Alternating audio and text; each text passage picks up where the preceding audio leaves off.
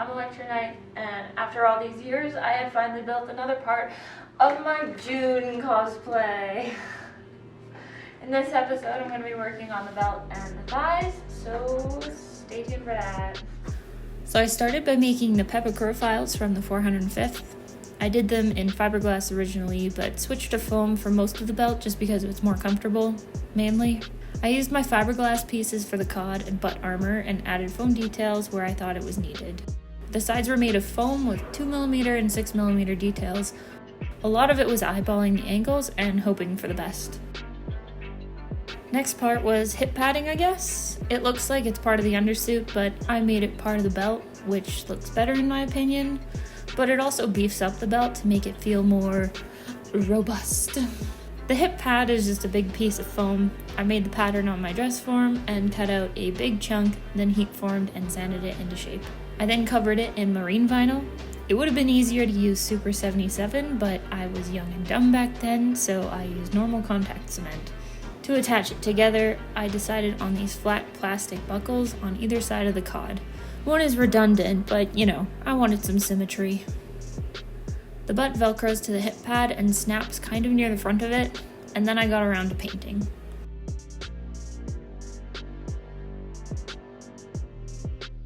I had originally sprayed it this washed out green that I didn't like, so I mixed my own color. I painted a couple coats of green paint before adding stenciled triangles. I weathered it with scratches, and a dark brown wash finished off the belt. For my legs, I started by downloading the thigh file from the 405th forums and adjusted it until it had as few seams as possible. When you adjust Pepakura files, you never really have to worry that the shape won't work out because all you can change is where the planes connect, not its actual shape. Once I was happy, I printed it out and taped it together to test the fit, and once I knew it worked, I cut it out of 10mm EVA foam formats. There was a few bevel cuts I had to remember, then I moved on to heat forming and gluing. It's best to do the majority of heat forming ahead of gluing because the heat can cause seams to split apart. I used foam wedges to spread contact cement because I don't hate myself. The brushes are shite.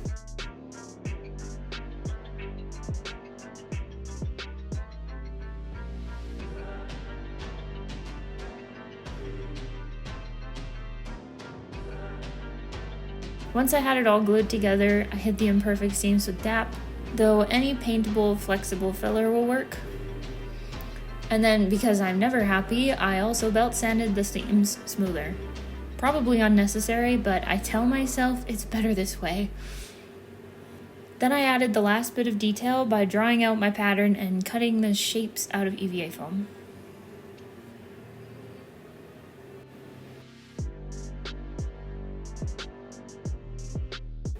I forgot to film the plastic dip layer, but it's definitely on there. Then I sprayed a layer of the camo green that I didn't end up using. For the final colors, I mixed acrylic paints to the same olive green color as before as the base and made a gradient with dark silver. Please excuse my bruise, it's from archery.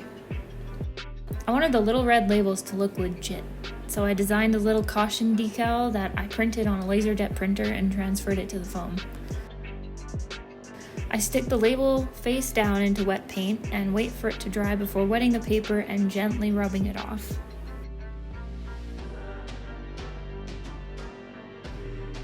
Anyway, the red toner wasn't vibrant enough, so I had to repaint it on. Sad. The black looks great though. The rest of the shapes were all stenciled with masking tape. White paint before yellow makes yellow more vibrant. Or red, whatever color you're using.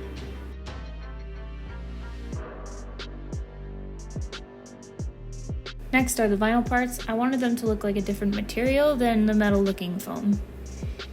I once again used the Pepakura as a pattern and cut the shapes out of yoga mat foam. Yes, it's floppy and more flexible than normal EVA foam, though that would have worked just fine too.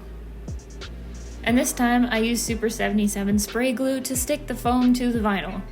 I used it the same way as contact cement, like I spray both sides before sticking them together. Trying to spread contact cement on fabric just ain't fun. Spray that shit.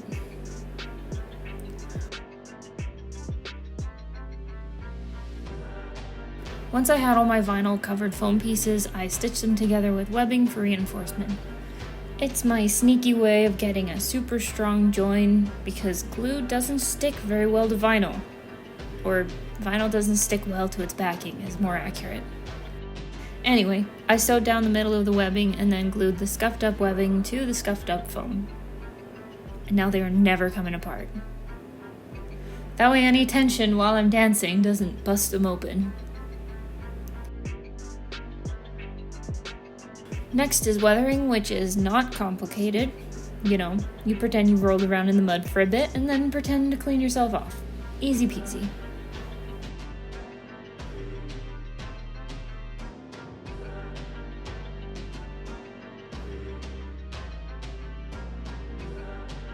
Next up, I made the thigh attachments tactical soft case. This is me making the buckle. It's styrene sandwiched between Warbler attached to a plastic buckle. I could have 3D printed this, but something about the ratchetness just looks right, and I wanted the buckle to be functional and strong enough for heavy use.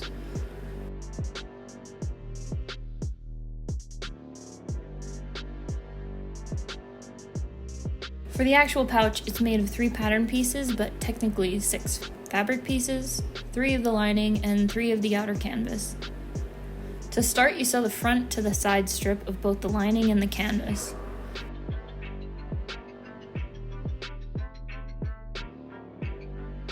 Then sew on the webbing for the buckles to the sides of the canvas.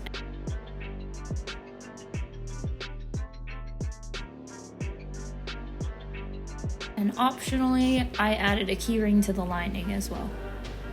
I also top stitched over the seam allowances to keep them a little neater, even though in the end you won't see them. Then take the lining and the canvas pieces, pin them right sides together, and sew along the top. Then fold that over and top stitch. We're halfway done! Yay! Next is the back. I sewed the webbing to the canvas first, then sewed the back lining and canvas wrong sides together so the edges are left exposed. I added the zipper so this would create a pocket, which is also optional. I did not film that part. The back webbing is for the actual thigh armor attachment later on, and is also the part that attaches to the Y buckle. Then I pinned the back to the front so the exposed edges are on the outside. So it looks real janky for a minute until you sew bias tape over it. This is the most finicky part, so going slow will make it easier. Getting around the corners is a struggle. I'd say this is a beginner level bag. You just need a shit ton of buckles and webbing. It's fine. If something goes wrong, you can always hand sew stuff like this. Next is a bit of weathering. The buckles all got some rub and buff while the bag got absolutely blasted with brown paint. Basically, wherever there are seams, I low-lighted them? I don't know. I splattered some paint on it by happy accident too while shaking up my brown paint bottle. Then I finally attached my Y buckle to the bag and it is finished. Beautiful, we love. It can hold 2 water bottles, but I'm not actually sure my thigh can handle that weight. Next was the actual attachment to the thigh. The back plate part is just EVA foam that I beveled to give the illusion that it's thicker. Then I heat sealed it and curved it so it would sit nicely on the thigh armor. And added some Velcro so it would all stay together better.